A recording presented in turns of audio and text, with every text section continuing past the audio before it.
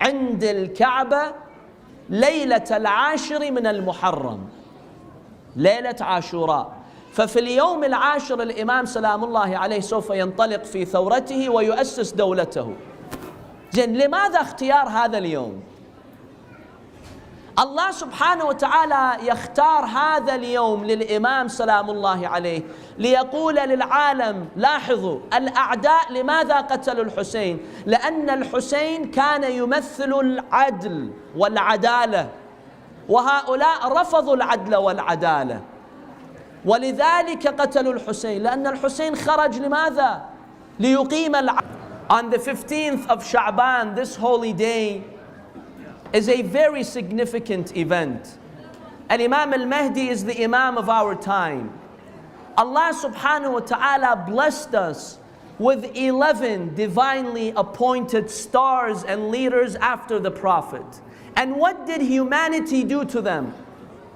Did humanity appreciate them? Each and every one of them was massacred and killed. Allah subhanahu wa ta'ala decided to save the last one until humanity comes to appreciate the leaders whom God appoints for humanity. Many of us wonder, our Imam is hidden. What is the role of a hidden Imam? How do I benefit from my Imam when I can't physically see him, when I don't have physical access to my Imam? There are many benefits to a hidden Imam, brothers and sisters. First of all, through the blessings of the Imam, the presence of an infallible leader, Allah subhanahu wa ta'ala protects us, and Allah subhanahu wa ta'ala averts danger from us. When you look at what the people are doing today, aren't you surprised why Allah subhanahu wa ta'ala is not sending down His wrath and punishment like He did to previous nations and civilizations? It's through the blessings of the infallible Imam. Just as the Quran says about the Holy Prophet sallallahu alayhi wa alihi, وَمَا كَانَ اللَّهُ لِيُعَذِّبَهُمْ وَأَنْتَ فِيهِمْ.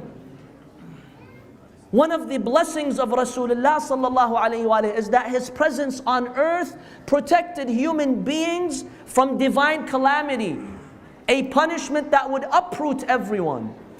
This role today is served by who? Al-Imam al-Mahdi ajjalallahu ta'ala farajah. Through his mere existence, Allah subhanahu wa ta'ala protects most human beings.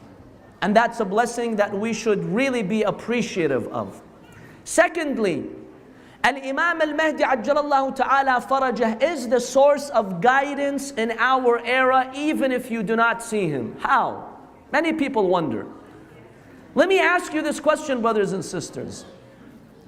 Which is that external factor that is acting upon us to deviate, that whispers to us to deviate? Who is this represented by? Shaitan, right? What is the role of the devil? He whispers, so we deviate. Isn't it so? Now let me ask you this question. Do you see the devil? Maybe some of you have seen the devil, I don't know. But normally we don't see the devil, right? We don't see Shaitan. You don't see him with your eyes. You don't physically hear his voice, literally, right? But how does he misguide you?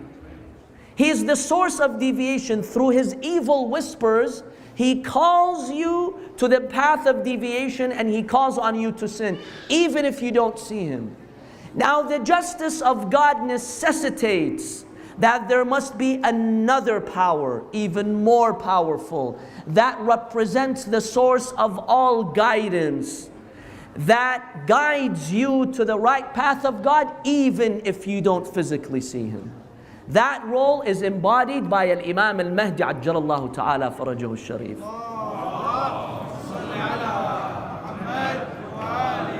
You don't have to physically see the Imam for him to guide you. Open your heart for Allah, for the Quran. Open your heart for Al-Imam al-Mahdi. The Imam alayhi salam will guide your heart. And if you find this puzzling, surprising, how is this possible? He is a human being. How can he guide so many people? How come you accept it for the devil, the enemy of God? He has that power, but not the friend of God, not the Imam whom Allah subhanahu wa ta'ala has chosen. Of course Allah will give that power to Al-Imam al-Mahdi.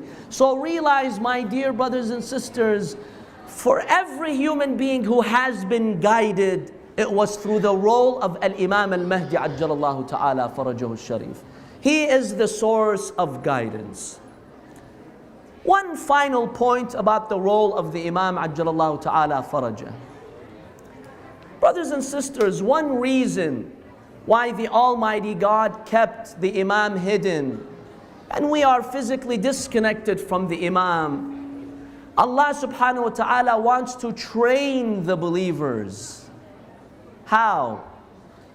Through a feeling of loss. Please pay attention to this point. Allah subhanahu wa ta'ala wants the believers to experience loss, being disconnected from their Imam, so that they will be restless, they will not be comfortable with their state, and so that day and night they will work for Allah to compensate for that loss. Let me give you an example. When you lose something, imagine if you lose a valuable object. You know, these days, if you lose your iPhone, that's it. You can't function, right? It's as if you're disoriented, you don't know what to do. An object.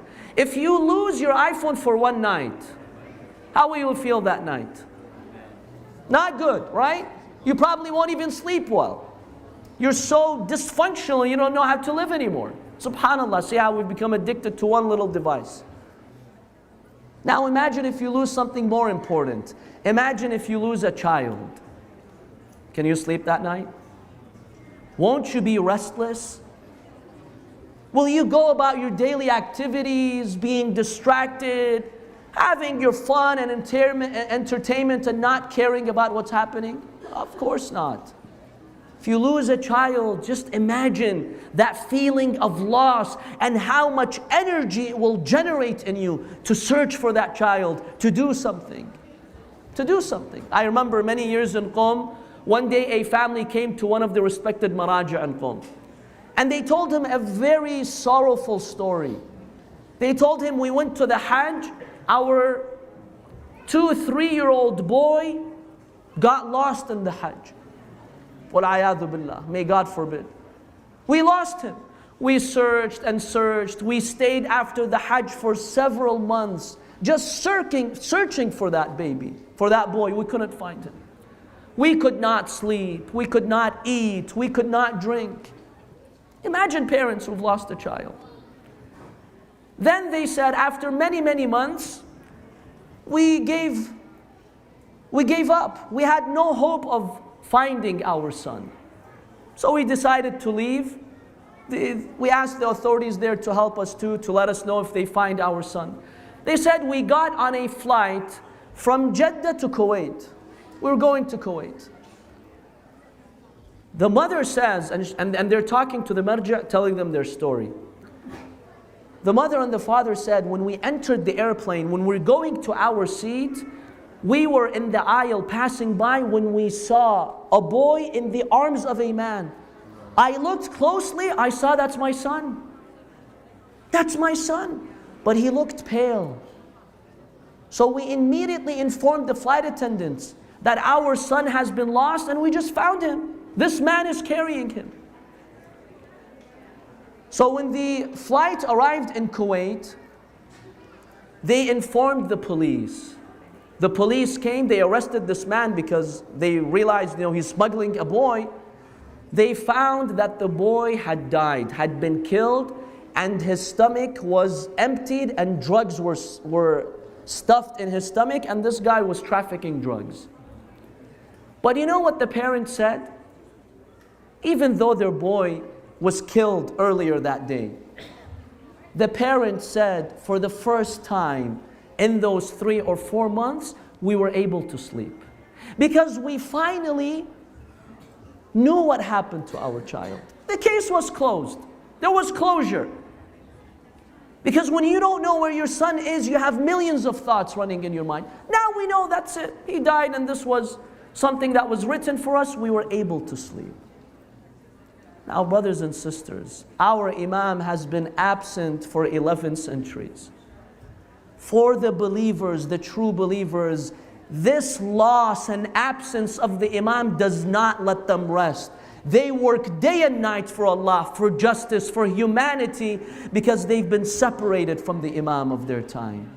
And through this ghaibah, through this loss and separation, Allah subhanahu wa ta'ala trains the believers. So they're never too comfortable with their state. And they say, oh, we've done our obligation. SubhanAllah, how do we feel that way, brothers and sisters? You lose an object, you're restless. Our Imam has been absent for 11 centuries. Do we feel that pain? Do we feel that pain of separation from our Imam? We all say, oh Allah, send our Imam, have him reappear. But on a daily basis, what is that connection that we have for the Imam? Let us take advantage of these few days to seek closer to the Imam of our time, to intimately interact with the Imam of our time. He hears us, he responds to us. These beautiful supplications, like tomorrow on Friday, Dua and Nudbah. My dear brothers and sisters, these prayers keep a strong link between us and the Imam of our time. Read these passages. أين معز الأولياء. Look at the passages of Dua Nudbah. You're talking to the Imam of your time. You have that longing and yearning. Where is the one who will give honor to the believers? أين معز الأولياء ومذل الأعداء أين جامع الكلمة على التقوى أين باب الله الذي منه يؤتى. Where is the gate of Allah? We go to Allah through our Imam. Do you experience these emotions, this firm commitment with the Imam of your time? How can you be still when you have been severed from your Imam? عزيز علي أن تحيط بك دوني البلوى ولا ينالك مني ضجيج ولا شكوى. In these passages you say, oh Allah, where is my Imam? It's so heavy on me that I can see everyone, I can meet anyone, but not the Imam of my time. It is so heavy on me, O Imam, that trials and tribulations befall you, but they don't befall us. And I don't even cry for what happens to you. Yes, brothers and sisters, when an orphan does not sleep at night, you think the Imam alayhi salam sleeps comfortably that night? The Imam is in constant grief for the state of humanity. If we want to bring that smile to the face of our Imam, let us uphold the humanity that Allah subhanahu wa ta'ala has given us. Let us help those who are in need. Let us better ourselves. We ask Allah subhanahu wa ta'ala to hasten the reappearance of our Imam. We ask Allah subhanahu wa ta'ala to open our hearts for guidance, my dear brothers and sisters. Finally, my dear brothers and sisters, I would like to welcome a very special guest who has joined us tonight from overseas. Our dear brother Khadim al-Imam al-Hussein, the servant of Ahl al-Bayt, Al-Hajj Abu Dhar al-Halwaji. So we all welcome him, and he will be reciting Dua Kumail after the Salah. So let us all welcome him with a very loud salawat.